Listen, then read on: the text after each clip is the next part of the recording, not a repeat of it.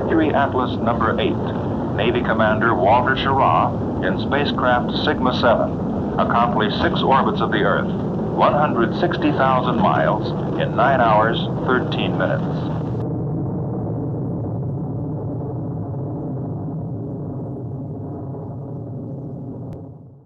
Are you personally an astronaut? I think this stems from the beginning of interest in flying, interest in working with good equipment, if we must put it that way. Although I mean equipment in the sense of a vehicle, something you're controlling. If you feel that you're satisfied with the first airplane you fly, then you're probably not destined to be much more than that. Just a throttle jockey, as we would call it. If you want better things to work with, if you are satisfied with a 1948 automobile and don't expect to see changes in an automobile, and you'll probably be satisfied with this thing as a unit of transportation. We don't think of these as units of transportation. We think of these as very, very interesting ways of traveling. And yet, inherent in the profession, too, is the dangerous side. There is a danger. I suppose we haven't really taken enough time to think about it. Possibly when we get done with the day in and day out work that we do, looking at things that are potentially risky, we think about the danger, but not immediate danger to me in this thing. We think of it in terms of this isn't a safe condition. Do you recommend the business of being an astronaut to someone who just wants to make a living? No, I don't think that's a very practical way of making a living. Astronaut Wally Schirra, pressure-suited as he would be for an actual flight, undergoes a 7.5-hour exposure to a simulator profile in which interior temperature, humidity, and barometric pressure are varied with time. 7.5 hours is a long time. I agree with you on that. Did you follow any routine in particular? Did you do as we asked and flex your ankles, move your toes, strain at the calf? I felt I had to do that. You do feel cramped, as you say. You become restless. This is, of course, quite different than our normal attitude. We'll be on our back, almost in a prone position. I noticed, though, that it's easier to move your legs, as I am right now, in a seated condition, because you can just swing your legs, but on your back, you have to lift your legs to flex your muscles. Although your advice to flex them is a darn good tip. Wally, during this simulated mission, divided into parts for responding to the question, consider first liftoff and the orbital parts of the mission. At that point, all you have to do is just maintain comfort control. Were you able to do that? The coolant valve settings that we were playing with in orbit sure proved a lot to me, because the intercom system was telling me what my suit inlet temperature was and what the suit outlet was, and looks like I like about 68 to 70 degrees. Good. Now, the harder part of it, of course, is the reentry phase, where the inner skin walls of the capsule approach 290 degrees Fahrenheit. Then with this surface that hot, so close to you, inches away, were you able to perceive this temperature? Only by radiation. I could feel the heat from the panels coming up on my cheeks through the clear section of the visor plate. And this was a very low order of heat, I'd say, like a nice sunny day out on the beach. It was entirely comfortable. Oh, yes. I also noticed on my hands, with the black leather surface facing the heat of the capsule wall, that the heat would build up on the black. Yet when I had the silver side toward it, it was very, very comfortable, and it only proves that the reflective qualities of the silver surface is really worth having. Astronaut who's been in training some time. First in training with many hours spent in mission and system checks, formal briefings on the spacecraft, time in the capsule and in the procedures trainer, many hours spent in practicing manual control of spacecraft attitudes and correction of minor pressure suit difficulties, a study of mission rules, consultation with backup pilot Gordon Cooper. The beginning of a special diet and later the start of a low residue food diet, continued physical training and a comprehensive medical examination, time out last month for Schirra to visit with President Kennedy during his 2-day tour of the nation's space centers. Besides the Cape, Mr. Kennedy also stopped at the Marshall Space Flight Installation in Alabama and the Mend Spacecraft Center in Houston. Schirra and the President drove to Complex 14, where the Mercury-Atlas rocket scheduled to launch the astronaut today was already on the pad. The two men talked for more than 10 minutes, Schirra mentioning that during the morning he had spent 4 hours inside the capsule in a flight simulation. At this same spot the week before, Schirra watched the static firing of his Atlas booster. Several weeks later, the astronaut again paused outside Pad 14 for a different reason, this time to check out his Sigma 7 capsule on its second journey from Hangar S. After its original mating with the Atlas, a faulty valve in the capsule control system had been discovered, and it had to be replaced. Well, it began at the Naval Air Station in California several months ago. There, during the first week of August, the 113D was loaded aboard an air cargo transport. It took nearly 90 minutes to load the 113D and its special trailer aboard, and about the same time to get it off once the plane had landed on the skid strip in the center of Cape Canaveral. From the runway, the 113D was taken again in its special trailer to Maintenance Hangar J in the Canaveral Industrial Area. There, many components of the various Atlas system were removed and rechecked for flight readiness. 5 days after arrival at Canaveral, on August 13th, the 113D was again put on its custom-made trailer and taken to the launch complex, Pad 14.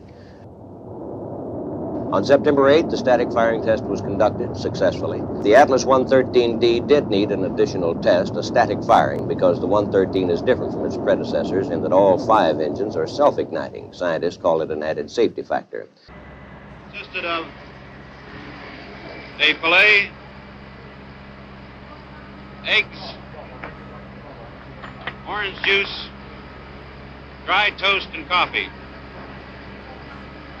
The breakfast was supplemented this morning with a 1.5-pound bluefish, which a fellow by the name of Schirra caught yesterday afternoon.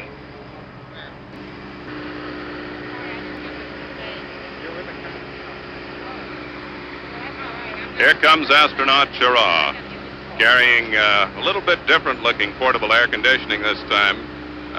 His helmet is in place. He's got a big grin on his face and looks just as eager as all the other astronauts have as they walked out, climbed up the 4 steps and into the transfer van that takes them out to the launching pad.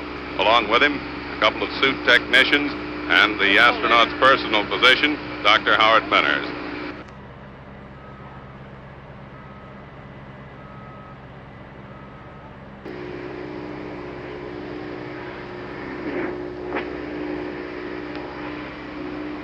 And the door of the transfer van opens, and out steps astronaut Wally Schirra, smiling, walking very swiftly by the transfer van, carrying that now familiar portable air conditioner, only this time a new type.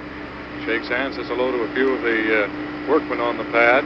Going now to the elevator at the base of the giant gantry housing the Atlas, which will boost him into orbit. Steps inside the elevator for the trip to the 11th level.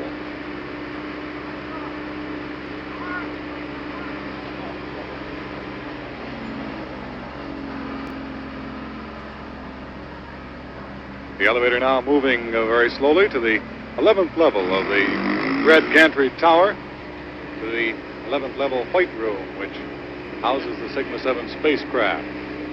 Astronaut Schirra will now go through preparations for insertion into the capsule, taking off those boot covers on his aluminum spacesuit, making all the various checks with backup astronaut Gordon Cooper, who has been on the 11th level since about midnight tonight. Everything appears ready for liftoff, Mercury-Atlas 8. This is Roger Sharp at Pad 14.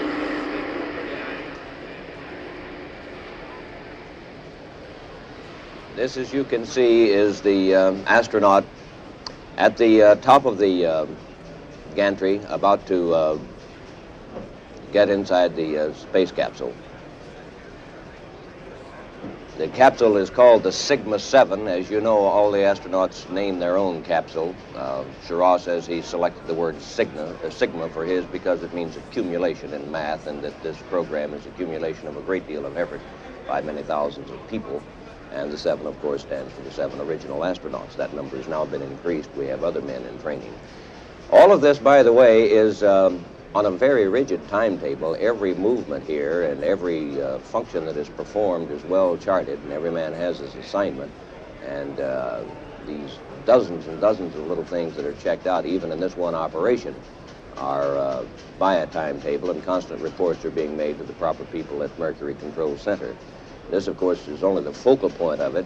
Other checks are being made in other phases of the operation, the preparation of the booster for its role in the flight, And the functions at all of the various tracking stations around the world are also checking out equipment and gear and getting themselves in shape for the day.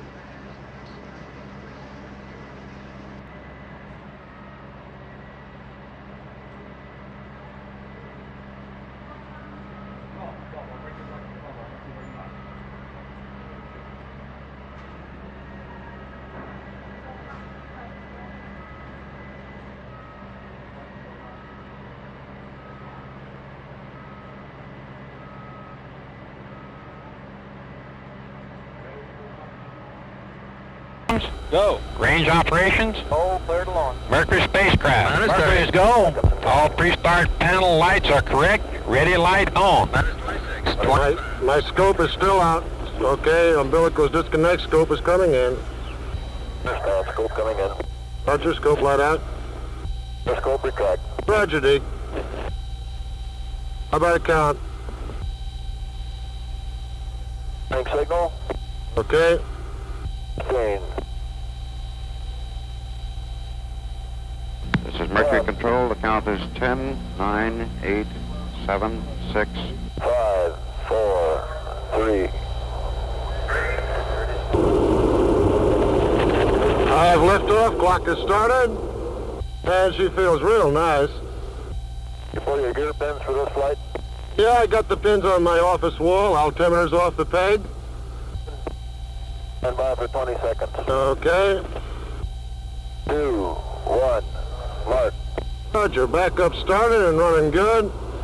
I'll give you a hack at my 30.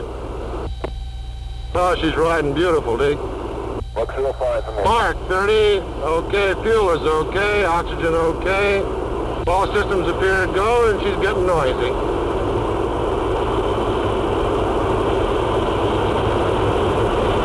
Not at all too noisy, easy to talk through.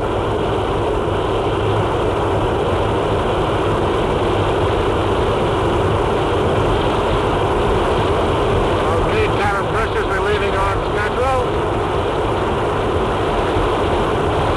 Fuel is okay. Oxygen is okay. Cabin pressure 10 psi, and she's really moving.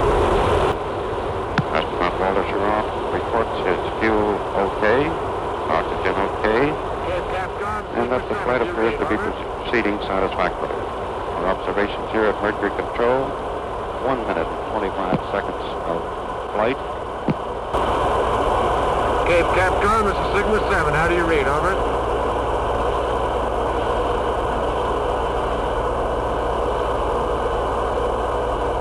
Cape Capcom, Sigma 7. I read you. Over. Cape Capcom, Sigma 7. I read, broadcasting in the blind. G is building. All systems are go here. How do you read now, Wally? I read you beautiful. Okay, you had your transmitter key, that's why we couldn't read. I'll be done. I'm pushed to talk now. Stand by for staging. Okay. I have a Beco. Oh, I can see the flash. Staging. Roger, staging. Standing by for tower. Fuel looks good. Oxygen looks good. Right, sounding real fine. Okay, I'm on push to talk, and the sun's coming in the window now. Okay, there goes the tower. Roger. Order retro shut off. That tower really is a sayonara. Right, spit should be about -10. Roger, I have about -5. Cabin pressure's holding very well at right at 6 psi. Roger. And I'll give it an electrical check now. Okay. All indications here at Mercury Control tell us that the flight is proceeding satisfactorily. The trajectory is A-OK. Walter Schirra reports all systems on board are green and go. Okay, AC and DC are all in the green. Looks real good. Roger. I'll go back on Vox again. How do you read me on Vox now? Cape Capcom, Sigma 7. 7. Okay, I'm back on push to talk. All right, we have a go from control center. Roger, you have a go from me. It's real fat. This is Mercury Control. All of our indications here in the control center tell us that the Atlas launch vehicle is proceeding on its pre-sound trajectory. The velocity appears to be increasing satisfactorily. Astronaut Schirra reports all elements of his cockpit indications are in the green.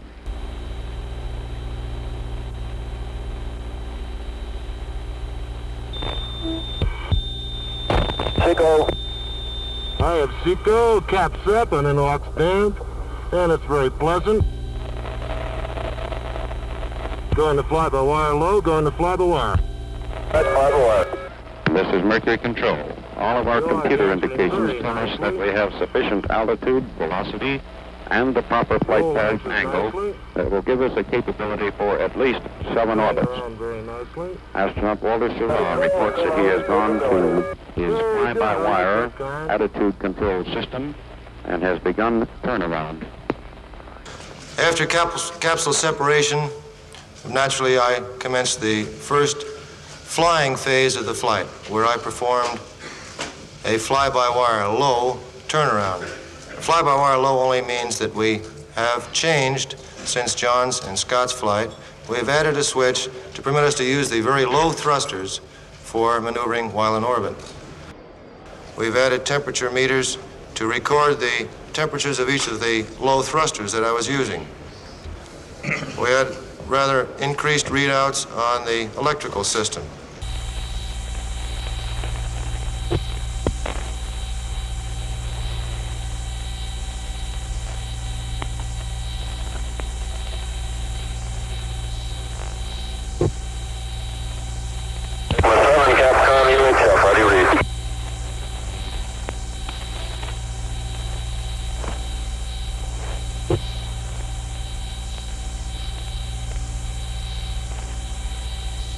Deke, I read you loud and clear. How me? I read you fine. I just had some water, and it does feel kind of good. How's your suit temp doing now? It's holding. I may have to increase it after a little while. I'll let it sit for a while. All TM systems look good, 7. Roger. I think the only problem I have is the suit circuit. I'll work on it for a while and see how we are. Takes a wee bit of time for that to stabilize. Right. That's what I'm trying to do. We've added instrumentation to give us a very accurate readout on the suit temperature circuit. I believe that some people thought we were having a suit problem. The cool analysis on the surface in Mercury Control Center while in an air-conditioned room obviously gave me the opportunity to pursue the chasing down of the proper coolant quantity fuel flow to bring the suit under control. Warmer Capcom, here you have 5 seconds to flare ignition. Roger, I'm tracking minus 50 degrees pitch. Ignition now. Roger, I have lightning only. It looks like you're just about socked in. I'll stay here for a while and then come back up to ASCS shortly. I think I saw lightning right below me, but it couldn't have been the flare. It should burn steadily as I understand it. Correct. This is Mercury Control. The Sigma 7 spacecraft was in contact with our California tracking station at 14 minutes after the hour. During the contact between astronaut Schirra and astronaut John Glenn, who is the controller at the California station, Schirra advised that he had a delightful report for John Glenn. And a delightful report for one John Glenn. I do see fireflies. Good boy. Incidentally, you have a go for the next orbit in case you were wondering. Cape concurs with that one. Your retro sequence time for 4-1 is 043236. And Cape advises just proceed with normal flight plan. Looks like things are going fine. Cape Capcom, Sigma 7. Where? I really do feel I'm getting cooler. The suit inlet is now about 7.5 to 7.6. So I am making progress. Over. I understand. You are getting a slight decrease. That is affirmative. I'd rather not throw in the sponge on the settings I have so far. I understand. You prefer to let it stabilize a while longer. Right. I'm going to go back to some more yaw checks. I got it under such a control that I was sitting up there just shivering. I got cold. This, by the way, is a first as far as I know. we finally got cold in space. Indian Ocean ship, Indian Ocean ship. This is Sigma 7. I read you. How do you read me? Over. Do you have anything at this time? Over. Roger, I have good news. The suit inlet temperature is now 70 degrees. Over. Sigma 7, Sir wants to know if you feel particularly hot. Over. Negative, I feel very comfortable. I think we got that problem licked. Roger, everything is good here. Thank you very much for waiting for me to come by again. The systems that we were working with in Sigma 7 will differ somewhat from those that will be in Gemini and Apollo. But the use of these systems, the pilot control of these systems, is something I felt was my responsibility, was something I felt I could prove, and was something that the range itself was helping me evaluate. Dear Shay, this is Sigma 7. Read you loud and clear. How me? Roger, loud and clear. Also, how about standard report? Okay. I would like to go ahead with my night yaw check on fly-by-wire load. Roger, we'll stand by. Okay. I'm using the moon, which is to the left of me, and it's a real good fix for it. I'm just going to go ahead and cover up the attitude indicator, and you can watch the yaw. I'm going to gyros free. Going to select fly-by-wire low at this time. I'm going to put the moon in the center of the window first, and holding roll and pitch, and then put the moon back where it belongs. The moon is approaching the center of the window at this point. I'm quite satisfied with both day and night checks. I've been real pleased with it. I have to say that this has been a real treat to see these bears fall into place. We needed to find out how long the control fuel would last. In both John's case and Scott's case, we were fairly low on fuel, but we didn't have the high reserves that we were trying to put on my flight. We only wanted 3 orbits. There was enough fuel for 3 orbits. They had enough, obviously, to complete them, or I wouldn't have been able to introduce them to you today. My intention was to use so little fuel that no one could argue that we had enough fuel aboard Sigma 7 for 18 orbits if we wanted it. Sigma 7, Hawaii Capcom. Roger, Hawaii Capcom, it's 6-7. How do you read? I'm reading you okay now. All quantities in systems are green. I am green. Okay, fine. Cape feels you're in good shape, Wally, and so I have good news. They give you a go for 6 orbits. Hallelujah. I took picture 4A, at 4:48:29, which is the coast of the United States. We had requirements for terrestrial photos, looking at various land masses to see if they might show something that might help us for analysis of the surface of the Earth, and possibly to extrapolate it for other planets. In addition, the Weather Bureau wanted to confirm what type of filter would be best used for the Pilot and Nimbus vehicles. As a result, I carried a black and white back on this camera with 5 different filters, all in a row, all shooting simultaneously. In other words, there were just 5 strips in a plane. These filters will help us determine which filters to use for weather observation satellites. There's a light value of 13.5. Gives me 250 and 5.6 roughly. Infinity is the setting.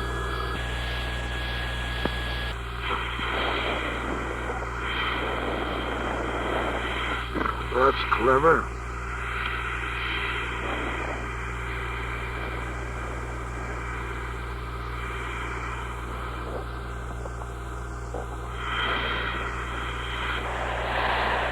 Weather Bureau back is finally out. First shot is not worth using, so we'll change that.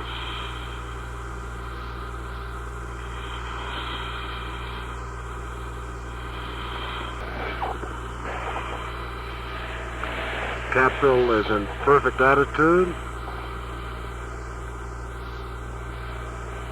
Ideal shots for Weather Bureau. I'll even put on blinder this time. Shooting black and white back.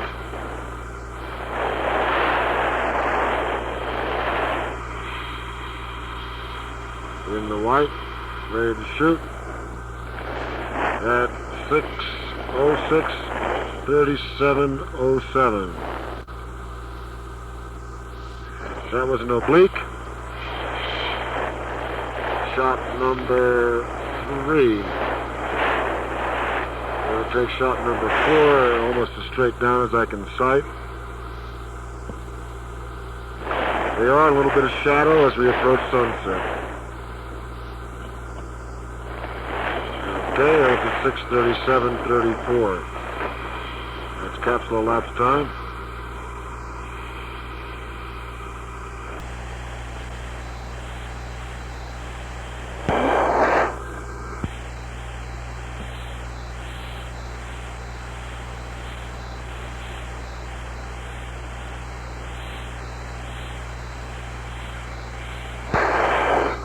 Picture taken at 6:56:07, black and white, of the moon with the Weather Bureau filter pulled out. Picture number 6. Taking a light value reading of the South American continent at 0804. Commencing. Got to change the ASA number.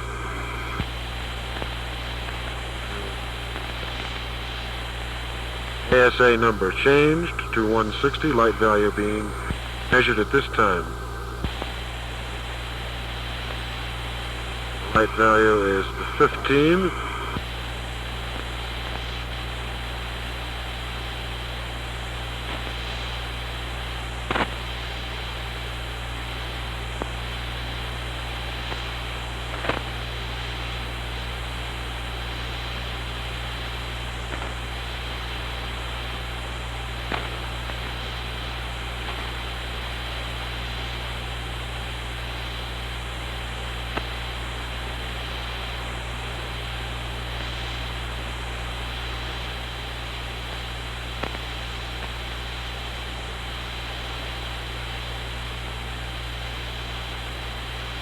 Very little interesting terrain pictures. I will take one of the horizon just for posterior.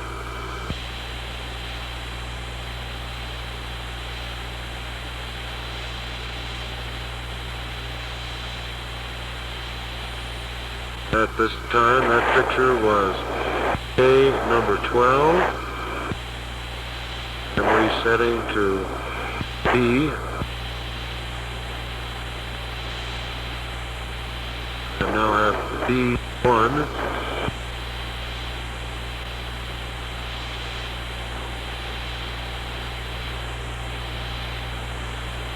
I'll take some color pictures of the South American continent. I don't think we'll have much luck with them.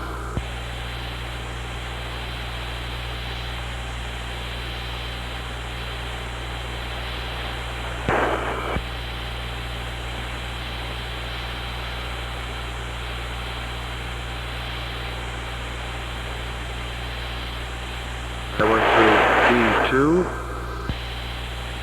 coming up on B3. Pitch down at this time, approximately 10 degrees. Fireflies, as John described them, were perfectly described. The coloring was the light green that you can see on a summer evening on an open field. The white, frosty type articles, as Scott described them, including the lathe turning, I saw one of those, Scott, were exactly as you described them. I had a chance to evaluate both. My own opinion is, and it's going to take another one, to come up with a series of opinions on this, was that they were from the capsule. I don't know whether we'll see them on future flights. I know we'll see them on future Mercury flights. Whether the same chemicals, the same byproducts of control or cooling are with us in future vehicles, I'm sure we'll have some new reports on fireflies and white objects. At any rate, they are there. Coming up to the retrofire, I should say, at about 29 minutes to go, I finally realized that this very, very pleasant flight was approaching an end. Sigma 7, this is Pacific Command Ship. Do you read over? Roger, I'll read you loud and clear.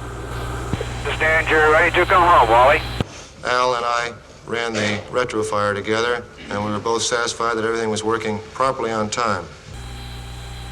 I've got the 5-minute light on. This is the 30-second light.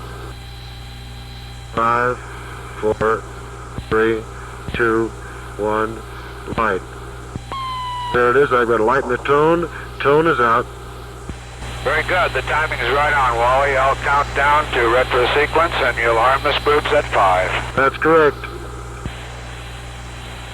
Here we go. 10, 9, 8, 7, 6, 5, Live on. 3, 2, 1. Sequence. I have sequence, and the capsule's nice and tight. Got attitude green. She's sitting here just like a tight rock, Al. Roger, attitudes look very good from here, Wally. Yeah, they look beautiful here, too. Oh, boy, she's a good little capsule, I'll clue you. Here you go. Roger. 5, 4, 3, 2, 1, 0. I got one. And she's holding real tight. Very tight. I got 2. Well, the attitudes are right on the money. I got 3. Roger. Emergency retro jettison fuse switches on. Roger. They are on. Retrojet is armed.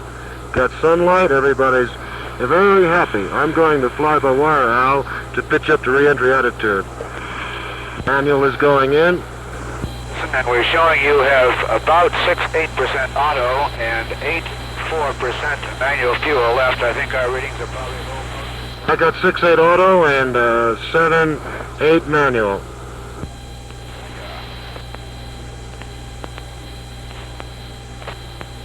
Standing by for retrojet.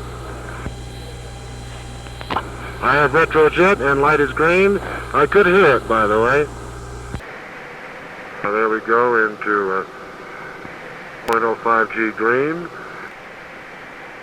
I am hands off at this point, in rate command, in aux down. And I have a roll rate started. A slight pitch rate, not bad at all. I can see out the window for some strange reason at last. There goes another long spire-looking-like device.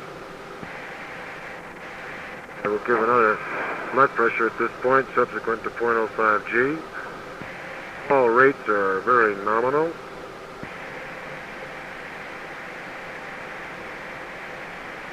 The command is working quite well, I would say.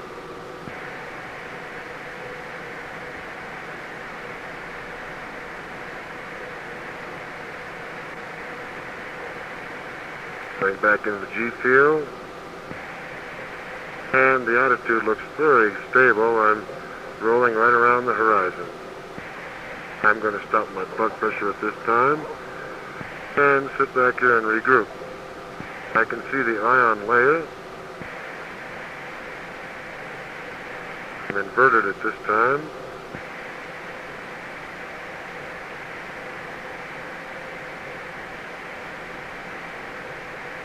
Attitudes are controlling very well. Seems to be plenty of manual fuel. I'm still at 7.2%. Definitely has the cyclic rate in pitch at this point. Yaw is fairly stiff. T is building up. Capsule is quite stable. There is a green glow, and it looks like orange bloops every once in a while. RCS is doing very well on re-entry. Those unusual slow rolls, building up to 2G. I have plenty of fuel in rate command. Seeing sparkles coming by now. A definite green glow, like a limeade. T is building up. Oscillations are very good at this point. about 3G, still in a relatively horizontal attitude.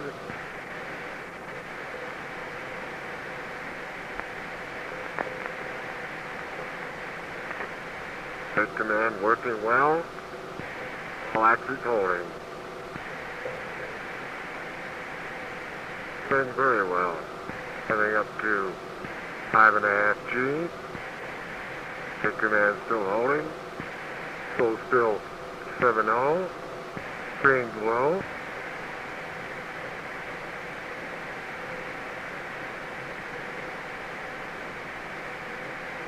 Coming up to 6.5 G. 7 G.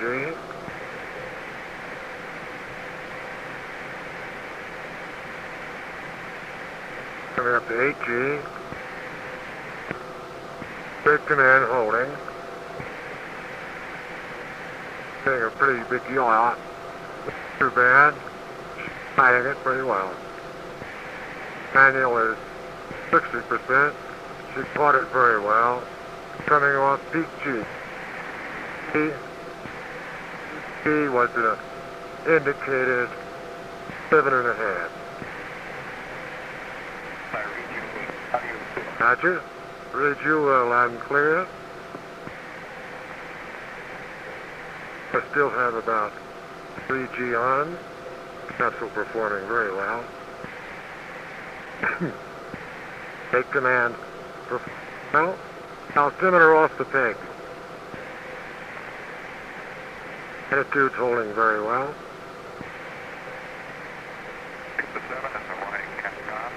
Roger, go ahead.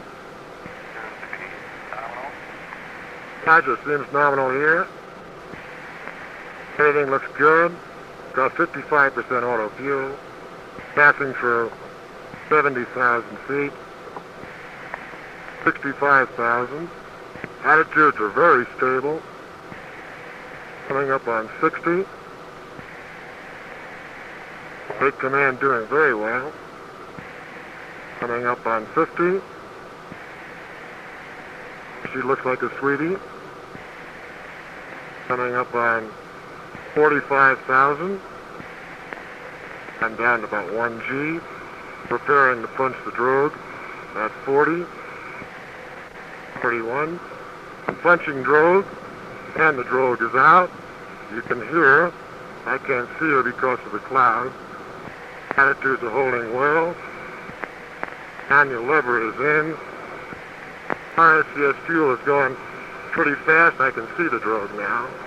Drogue looks very good. Mercury control.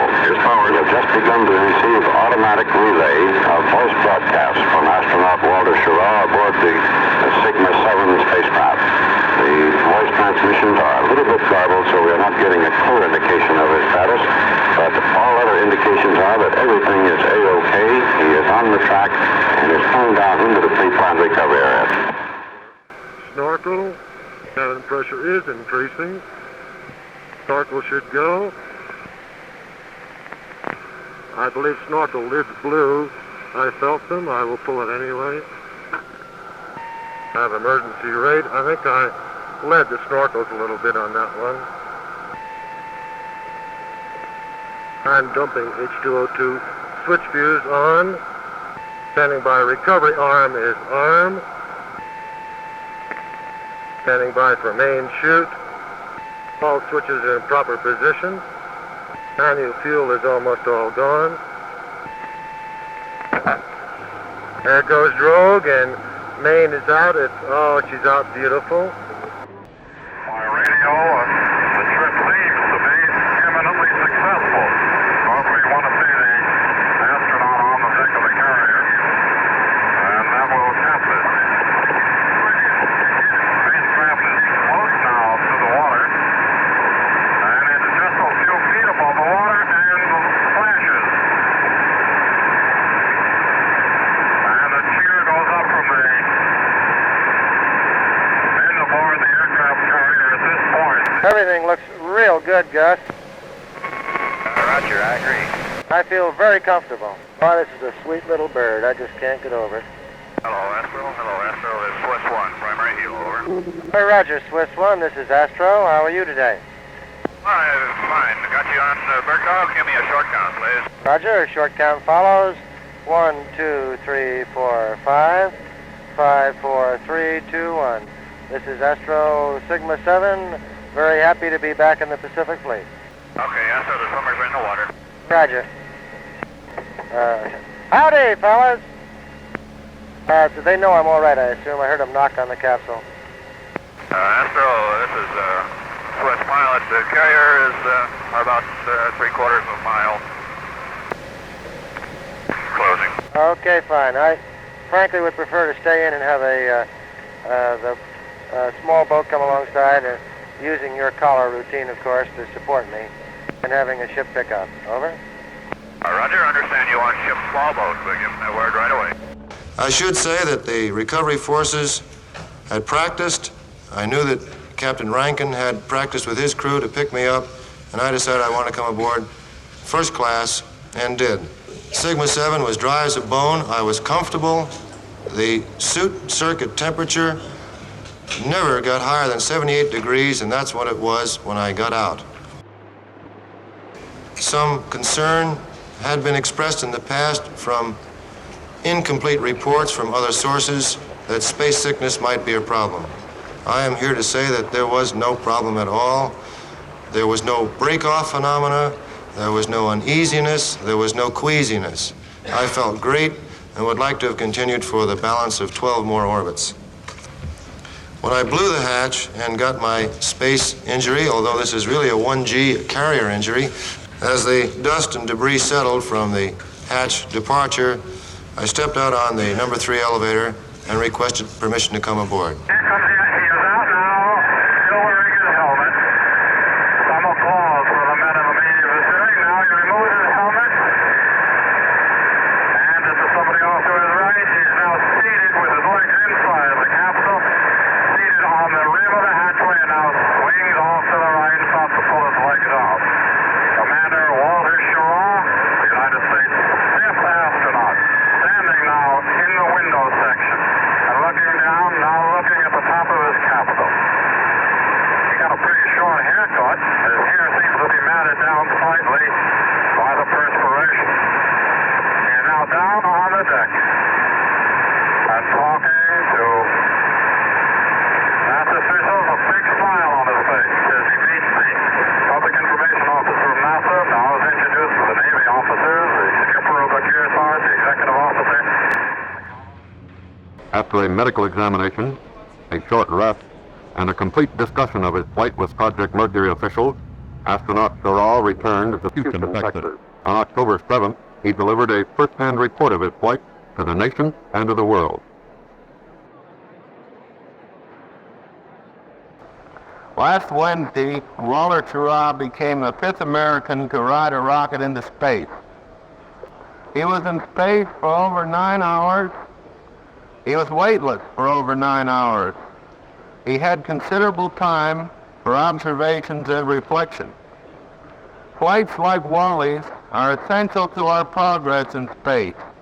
Sigma 7 completed its 6-orbit mission with textbook perfection and landed with endpoint accuracy less than 9,000 yards from the prime recovery vessel in the Pacific Ocean. Most significant of the flight's results was the confirmation of engineering and operational techniques and procedures which had been developed for manned one-day mission. The overall flight, I thought, was a textbook flight. We've had problems in the past, and they've been solved. I felt that I could go along and really let this machine do its own job.